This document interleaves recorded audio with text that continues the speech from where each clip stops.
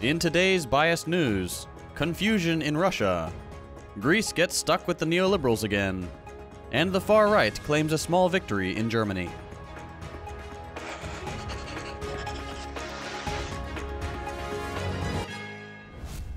The neoliberal New Democracy Party in Greece has won another 4 years in power after parliamentary elections on Sunday, receiving nearly 41% of the vote. This comes as another setback for Syriza, the reformist, nominally left party that came to power in 2015 following the crippling debt crisis. As is common within European capitalist liberal democracies, Syriza was unable to bring about any meaningful change as a result of a gridlocked bureaucracy that refused to cooperate, powerful ruling class resistance, and EU pressure.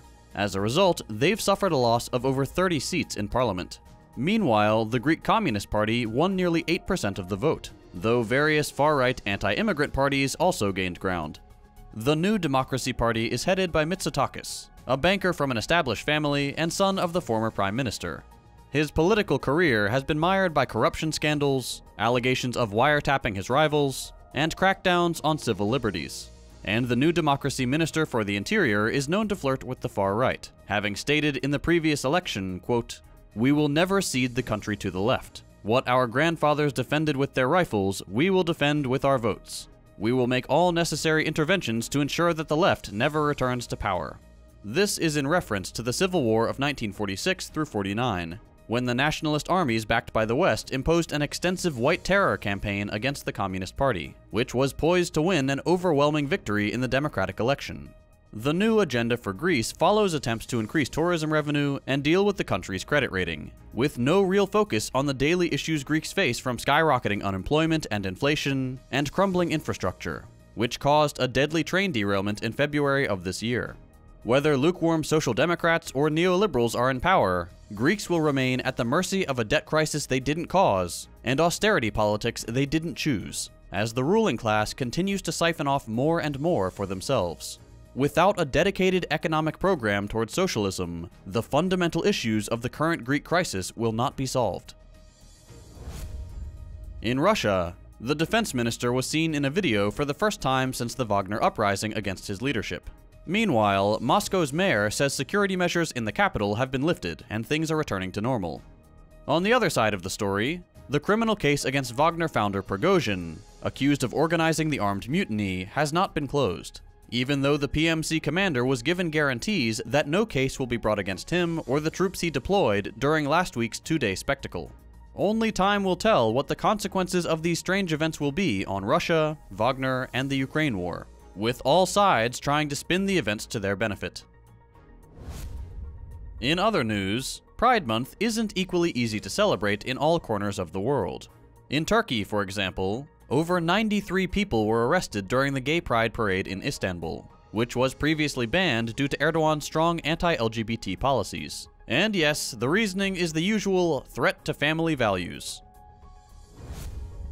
Continuing with Turkey, Erdogan told the NATO chief in a phone call on Sunday that Turkey had some objections to Sweden's membership. Erdogan issued an ultimatum that Sweden must put a stop to what he calls anti-Turkey protests by the Kurdistan Workers' Party, or PKK, in order to win Turkey's support.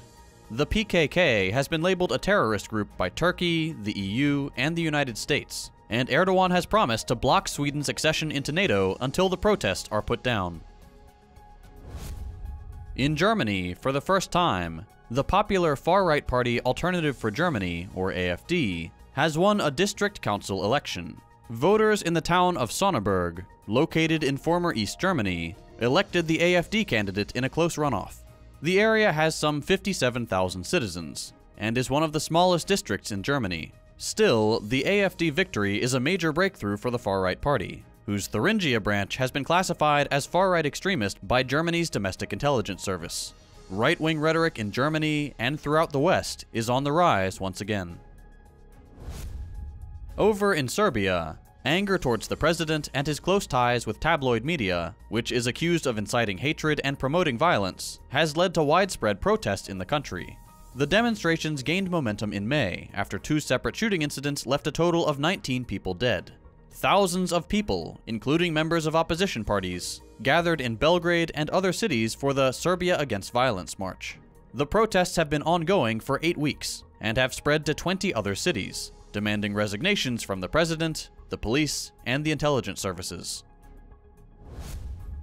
And in positive news, the state of Karnataka in India has introduced free bus travel for women and trans people. Previously, many women faced obstacles such as needing permission and money to use public transport. However, with this new initiative, women can now freely board buses at any time and travel to any part of the state without worrying about the cost. The response to this program has been overwhelmingly positive, with over 40 million women taking advantage of the plan within the first 9 days. That's all for today. We'll be back day after tomorrow with more news. If you'd like to see episodes with more in-depth analysis, consider supporting the show on Patreon so we can grow and expand.